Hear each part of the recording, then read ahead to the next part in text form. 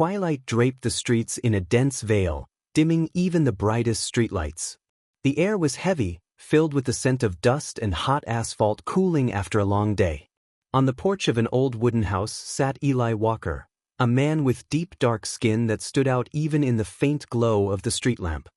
He rocked gently in an old chair, listening to the creak of the wooden boards beneath him and tapping his smooth black cane against the floor to steady himself. Eli had grown used to relying not on sight, which he had lost years ago, but on sounds and sensations. In his world, sounds replaced colors: footsteps, the rustling of leaves in the wind, the hum of distant cars. Today, the familiar rhythm was interrupted by a new sound: light, hurried footsteps on the pavement. Eli immediately recognized them. It was Tommy, the neighbor's boy.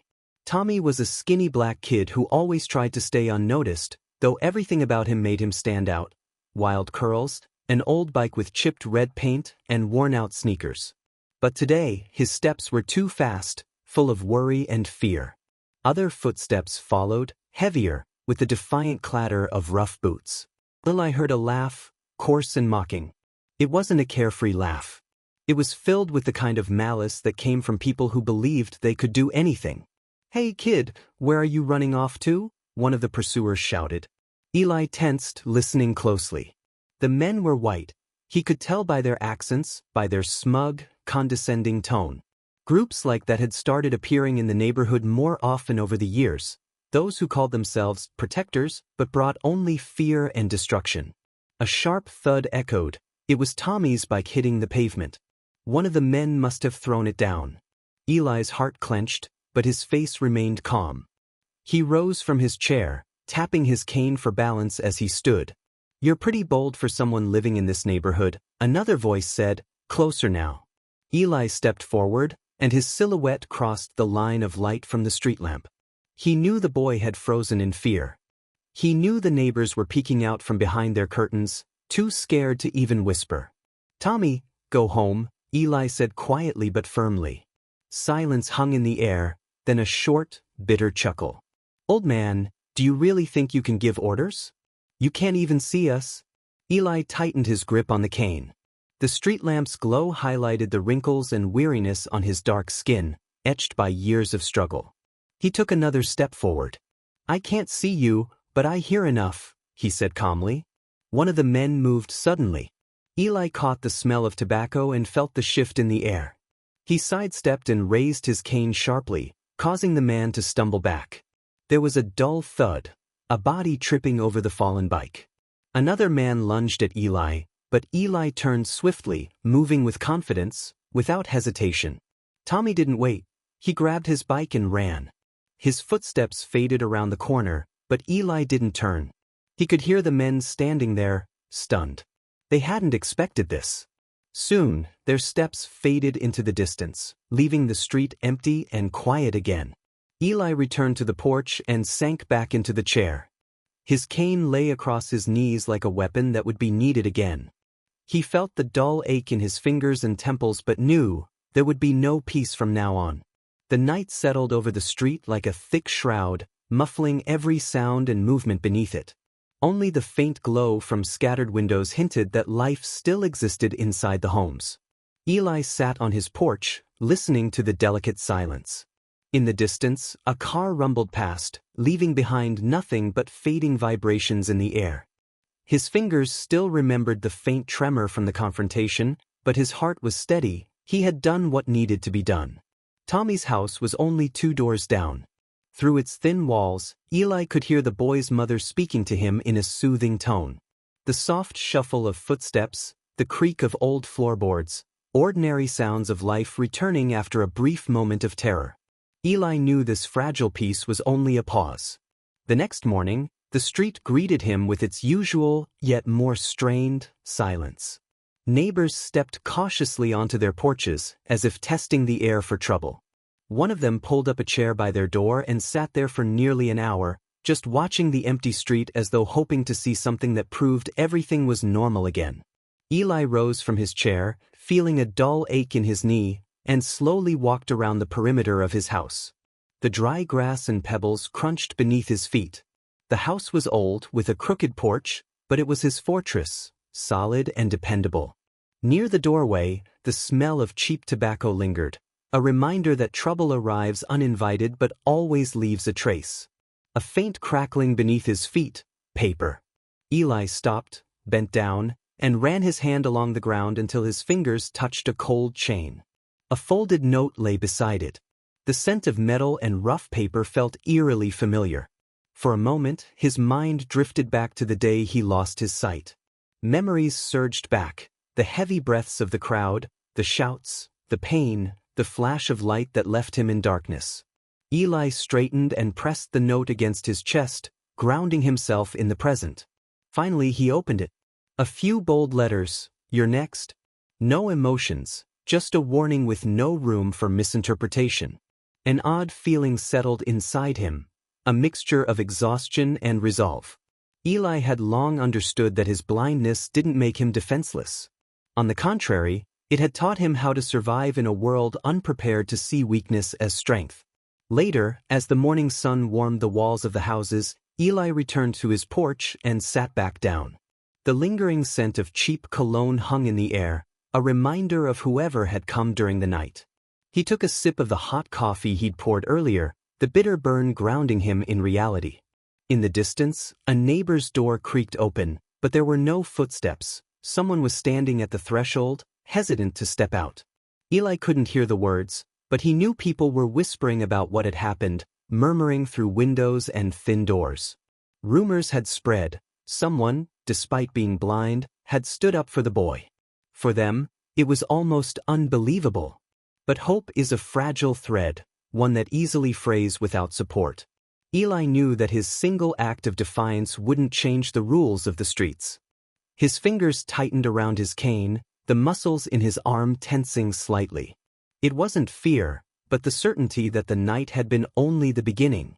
He needed more than quiet mornings on the porch and familiar rituals. He rose and took his first step down the porch stairs, listening to the steady thud of his steps. Ahead lay a new game, with no guarantees except one. He would face those who believed they owned the streets once again.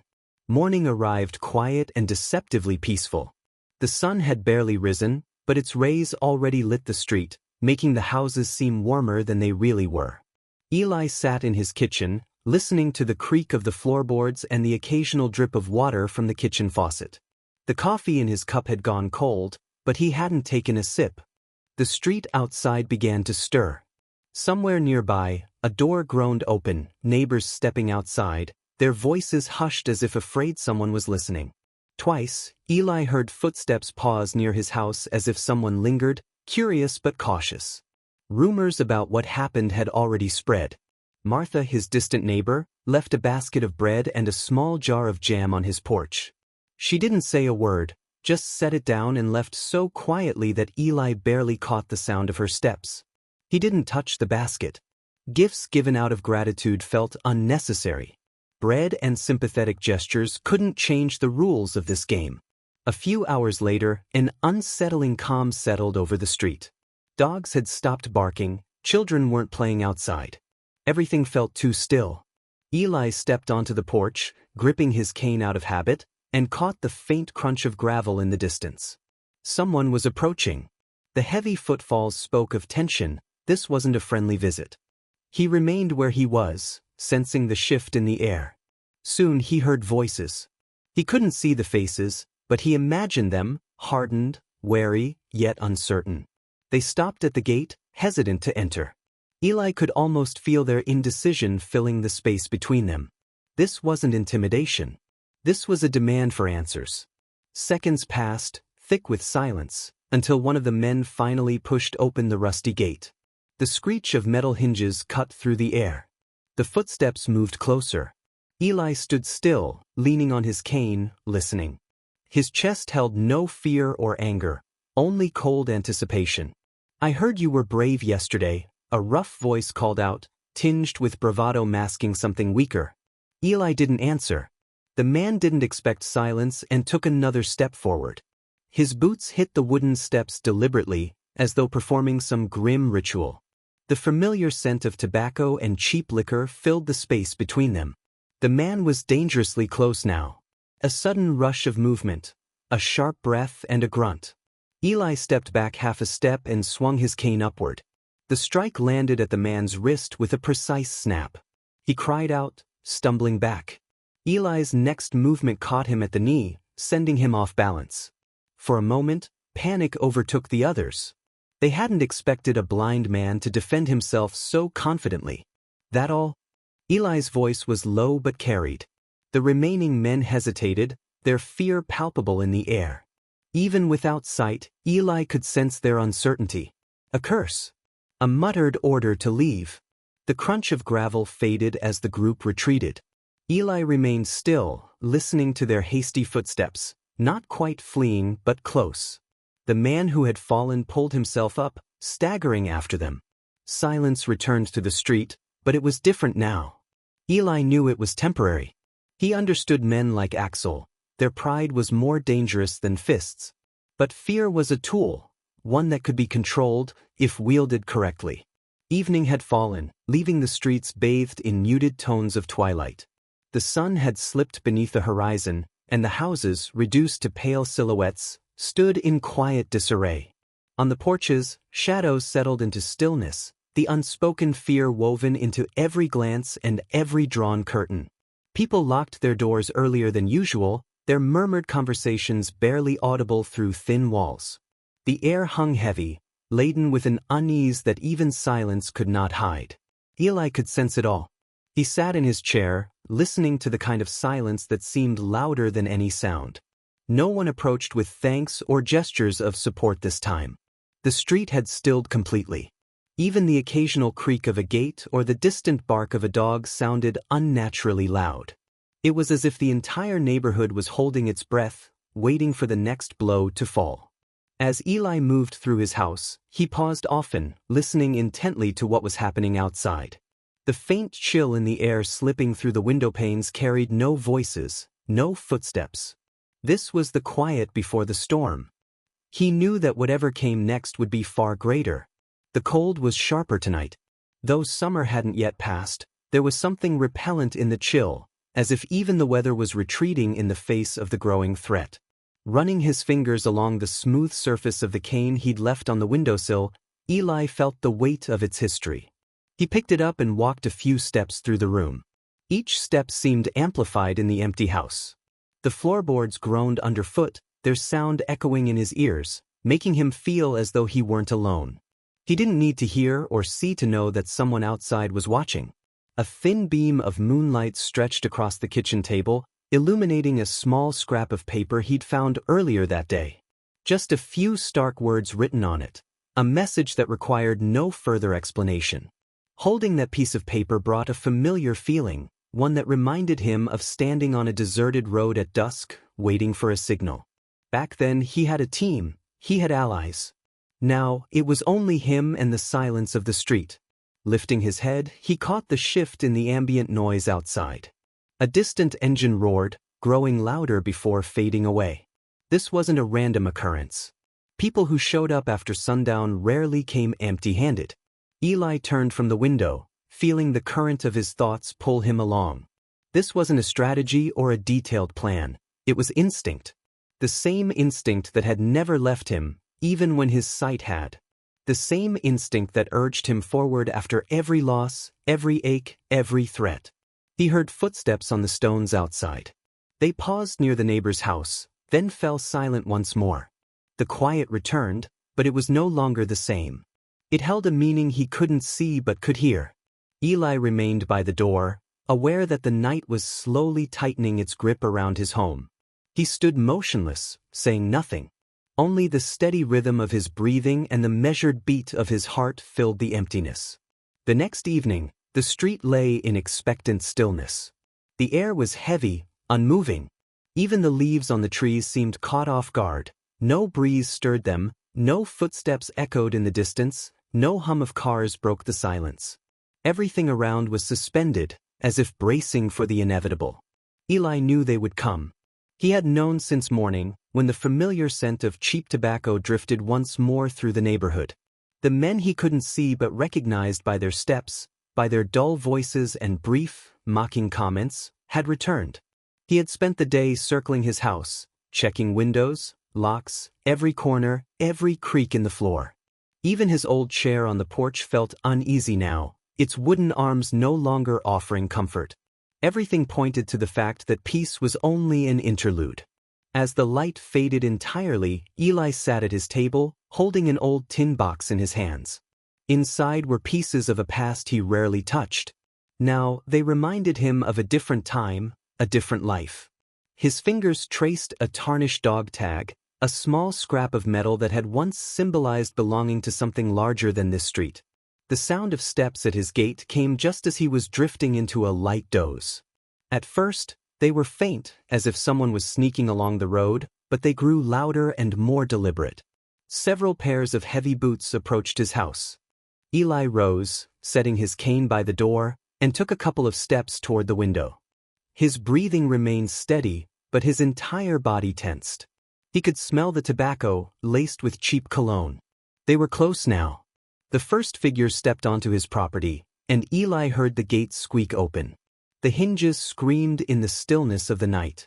His door remained shut, but in the darkness, there was the faint flicker of a flashlight someone carried. "He's here, right?" a muffled voice muttered, tinged with irritation. There was no response. Just another step forward. Eli didn't move, waiting for it to happen. When the door finally swung open, he made no attempt to hide. He stood straight and firm, as he always had when he could still see the world. In the dark, there was a sudden movement. One of the men stepped closer, but as he neared, Eli leaned slightly and struck out with his cane, hitting the man's leg with force. The sound was dull, followed by a strangled cry. A second man lunged at Eli, but he shifted quickly, causing the attacker to trip over the edge of the rug and lose his balance. The third didn't hesitate.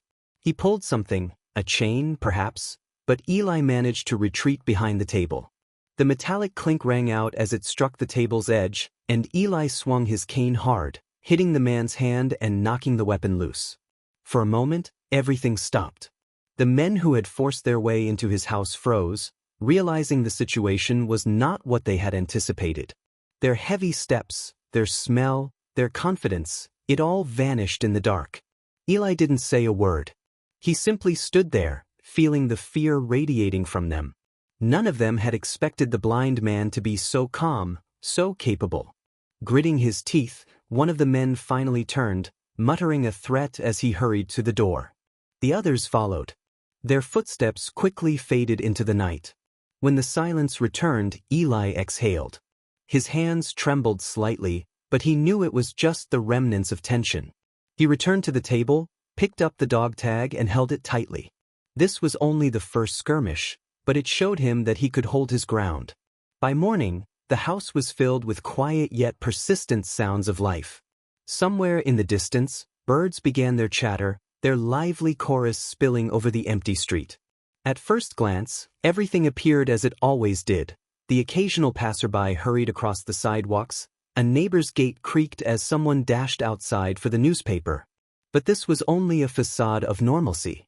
Eli stood in the doorway, listening to the noises of the new day. Over the years, he had learned to pick out what lay hidden beneath the ordinary sounds. Today, everything seemed restrained. Even the voices drifting from nearby homes were quieter, as if people were afraid of being overheard. The sky was shrouded in a thin haze, offering no promise of warmth. Eli ran his hand along the cool metal of his cane, as if to reassure himself that it was still there. The whispers began to reach him. Neighbors who had once exchanged only brief greetings now spoke in hurried, hushed tones. He heard them murmuring about what had happened during the night. Some said they had seen figures near his house, while others swore they'd heard them leaving in a rush. But none dared to ask Eli directly what had occurred. Maya appeared on his porch. Her light steps were unmistakable. She often brought him coffee and occasionally offered a few kind words. This time, she didn't linger. Placing the cup on the steps, she quickly turned and left, as if afraid to be seen. Eli remained standing, catching the faint aroma of freshly brewed coffee. He didn't pick it up right away. Instead, he listened to her fading footsteps, the sound of her door closing once more. The day stretched on, and in the silence, a growing threat was hidden. Eli knew the gang wouldn't forget. They never let insults go unanswered. Whenever someone stood against them, they returned, and they came back stronger.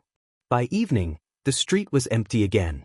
Those who had ventured into their yards during the day had long since locked their doors and drawn their curtains. Even the air seemed quieter, as if something had settled in the shadows. Eli sat inside, listening to his own breathing echo off the walls. He thought of the words his father had once told him: "Sometimes you have to pay for the choices you make. If you want to protect what's dear, you must be ready to make sacrifices." His father's words came back to him whenever he faced insurmountable challenges. But then he'd had his father, his best friend, his unit. Now he was alone. When night fell again, Eli remained in the room where the only light came from a desk lamp. He picked up his cane and ran it along the edge of the table. The faint tap of metal against wood sounded like the ticking of a clock. He didn't know how soon they would come again. But there was no doubt they would come. Eli felt it as surely as the weight of his cane in his hand. He knew the cost of resistance. And now, he had to decide if he was willing to pay it once more. The next morning, the street was once again eerily quiet. People stayed inside their homes, peeking out from behind curtains as though someone unseen was watching them. Stores that usually opened early remained shuttered. Even the school bus, normally punctual, lingered as if the driver was waiting for a signal to move. Eli sat on his porch, feeling the morning chill seep through his clothes. His breath rose in small clouds, but he stayed still. The sounds of the street, rare, hesitant, seemed louder than usual. He heard a neighbor's gate shut, a window close 2 houses down. Each noise carried a sense of heightened tension. By midday, Donna Carla arrived. Eli recognized her slow, almost silent steps instantly. Her frequent visits had become a familiar rhythm in his life since he lost his sight. She stopped at the foot of his porch, but she didn't climb the steps. Eli could feel her hesitation and tilted his head slightly, inviting her to speak. "They were here again last night," Carla finally said. Her voice was soft, wary. She always spoke as though afraid someone might overhear. "I saw them at the warehouse. They were talking to one of the police officers." The words landed like a blow. Eli didn't respond right away. He had long suspected that some officers were under the gang's thumb, but hearing it confirmed so plainly was still a shock. He gave a silent nod, and Carla, after standing quietly for a few more moments, walked away, leaving him alone with his thoughts. Realizing the gang's reach extended far deeper than he had imagined, Eli began to consider his next move. He needed evidence, not just whispers, but something concrete. If he could show the gang's ties to the police, he might attract attention not only from his neighbors but from those higher up. He thought of Angela, an old acquaintance who used to work as a journalist. She had a knack for uncovering what others couldn't see. Her reporting had once exposed a corrupt city official. Though Eli hadn't spoken to her in years, he knew she wasn't afraid to dig into dangerous stories. The day dragged on. Occasionally, neighbors would step outside, but they never lingered. Lights in the houses across the street stayed on, but only shadows moved behind the curtains. There were no groups, no loud conversations. Everyone was waiting, for what, no one could say, but the anticipation was palpable. By evening, Eli had made up his mind. He picked up his cane, ran it along the wooden railing, and stepped inside. In the living room, on a shelf, he found an old notebook. His fingers leafed through the pages until he landed on Angela's number. When she answered, her voice was sharp and businesslike, but there was a note of curiosity in her tone. Eli kept his explanation brief, saving the crucial details for later. They agreed to meet the next day. That night was quiet once more. The gang didn't return to his house. Perhaps they didn't want to act so openly after their previous failure. But Eli knew that their ties to the police made them confident in their impunity. He sat in the dark, listening as the occasional footsteps outside faded into stillness. Everything inside him now pointed to the fact that every step forward would be harder. But he had a goal now. And with that thought, he allowed himself a moment's rest, leaving his plan for the morning. The night had passed, but the morning brought no return to the usual rhythm. People still lingered inside their homes, speaking only in whispers or avoiding conversation altogether. Even the familiar bustle of the market stalls had faded. Shopkeepers arrived later than usual, and customers hurried in and out without stopping. The silence seemed almost louder now, as if something was building behind it, ready to break through. Eli knew he couldn't wait any longer. Dona Carla's words had provided the push he needed. Her mention of the gang's meetings with local law enforcement made it clear this wasn't just a street gang. It was a full-fledged system, feeding on people's vulnerabilities.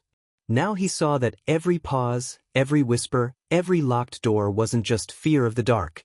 It was fear of something in plain sight, something no one dared to name. Taking his cane, Eli made his way to Maya's house. Maya, who still kept her small diner open when almost everyone else had shut down, knew more about the neighborhood's inner workings than most. Her quiet yet perceptive nature allowed her to catch details others missed. Maya greeted Eli without a word. He could tell from the sound of her steps that she was surprised by his early visit. She led him to a small table by the window where a sliver of sunlight always found its way, and brought him a cup of coffee. Eli didn't speak at first. Only when the scent of fresh coffee filled the air did he finally begin. His words carried no excess emotion, only facts. The gang, their police connections, the neighbors too afraid to open their doors. Maya listened carefully, never interrupting. When he finished, Maya stood and walked to the counter. She returned with a notebook and pen, placing them in front of Eli. It was her silent way of agreeing. She was willing to help.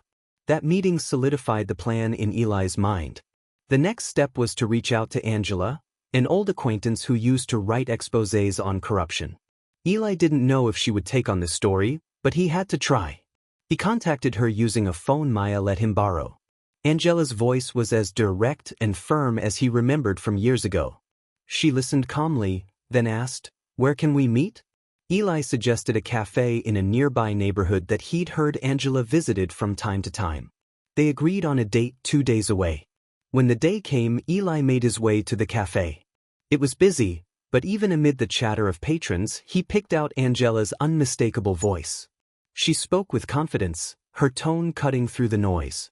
Eli took a seat at her table. He knew his appearance, a blind man with a cane, drew some attention. But Angela didn't comment. Instead, she got straight to the point. "Are you sure we have a chance?" she asked. Eli nodded slowly. His response, as always, was free of emotion. He laid out the facts: Dona Carla's testimony, the gang's dealings with the police, the silence of the neighbors. He didn't mention his fears or doubts. Angela listened and then nodded. Her tone softened, but her conviction remained clear. "I'll see what I can do." After their meeting, Eli felt a subtle shift in the air. It was barely noticeable, but he knew a small step could lead to something much bigger. And this was just the beginning. The morning began with the faint whisper of rain tapping against the roof and windows. From the street came the soft rustle of tires on wet asphalt. Everything around seemed blurred and hazy, as if nature itself was trying to hide what was happening behind a transparent curtain of water. Eli sat by the window, listening to the sounds of this rainy day. He didn't need sight to know that the city had grown quiet. Even the familiar footsteps of neighbors had faded. No one wanted to step out into the rain unless it was absolutely necessary. But Eli knew the rain wouldn't last forever, and the gang would return once it stopped. He thought back to his conversation with Angela and the certainty in her voice. She had agreed to take the case but insisted on concrete evidence. Without it, her articles would be just words, and words alone wouldn't stand up against the gang and their protectors. Eli considered how he might gather what she needed. By noon, the rain began to subside, and as the last drops fell, the street started to stir. Eli heard doors creaking open with cautious restraint, the rustling of umbrellas being shaken off, and the hesitant steps of people leaving their homes. Gradually, the footsteps grew more confident, and the first voices returned to the street. Neighbors were speaking again, not as loudly as before, but louder than yesterday. Perhaps the rain had washed away some of the fear lingering in the air, but it couldn't cleanse the deep-rooted unease within them. Eli took his cane and stepped out onto the porch. He needed to speak with Dona Carla again. If anyone had noticed something important, it would be her. Her house was closest to the warehouse where the gang supposedly gathered, and she often watched from her window. Carla met Eli at her door. Her voice was as steady as ever, but there was a tension beneath the surface. She told him she'd seen several people leaving the warehouse late at night through the back entrance. Among them was a man she recognized as a local police officer. She had seen him linger near the warehouse, smoking cigarettes and talking with members of the gang. Carla recalled that on that particular night, they had passed something between them, money or papers, perhaps, but she couldn't say for sure. This was crucial information. Eli thanked Carla and returned home. He finally had something that could be the start of a case. The next step was finding out exactly what had been exchanged. By evening, Eli reached out to Angela again. She listened carefully, then told him she would try to find something on the officer. Angela planned to look into documents associated with his name and to speak with a few of her contacts. As night fell, Eli returned to his usual chair. He knew there was still a long road ahead. The gang wasn't going to disappear on its own, and even if Angela uncovered documents, it might not be enough to break their influence. But this first step was necessary. Eli could feel the tension returning to the streets, but this time, there was a small glimmer of hope in his heart. For the first time in a long while, he knew there was a chance to change something that once seemed unshakable. Morning came earlier than Eli realized. The first sounds of a waking city, the neighbor's gate creaking open, quiet steps on the gravel path, gradually grew louder. He hadn't slept. His thoughts kept circling back to Angela, to Donna Carla, and everything they had discussed over the past few days. By the time sunlight pierced through the thin clouds, Eli was already sitting on the porch with a cup of cold coffee. He contemplated his next move. Exposing the corrupt officers and their connection to the gang was only the beginning. It wasn't enough to break the system that had kept the street under its grip for years. The day dragged on. People on the street appeared a bit bolder than yesterday. Someone lingered at the corner for a chat. Someone else even laughed loudly as they left a shop. But Eli knew this newfound courage was deceiving. The fear hadn't vanished, it had merely gone into hiding. By midday, a familiar voice called out. Donna Carla had returned, her steps slow but steady. Eli raised his head and tilted it slightly, signaling that he was ready to listen. She explained that she had once again seen the same officer the night before. This time, he wasn't alone. He was accompanied by a man no one had seen before. The stranger was tall, spoke loudly, and appeared to be giving orders. Carla didn't hear what they said, but she noticed the officer drove away in his car while the stranger remained at the warehouse. This only strengthened Eli's belief that the gang wasn't just a group of local thugs. They were part of something larger, possibly a more serious organization controlling not just the streets but the very people who were supposed to protect them. By evening, Eli received a call from Angela. She briefly explained that she had found something in police records. The officer's name appeared in several reports that mentioned missing evidence and discrepancies in official documents. It wasn't enough to press charges, but it was enough to start digging deeper. Eli began thinking about his next steps. The evidence was piling up, but there was still a vast gap between having information and taking action. He needed to find a way to bring these facts to those who could make a difference. When night fell, he remained in his house, listening to the silence. It felt louder than all the city's noises combined. Now he understood that the next step wasn't just about gathering more information. It was about taking risks. It was about doing what others believed couldn't be done. Eli knew he had no choice.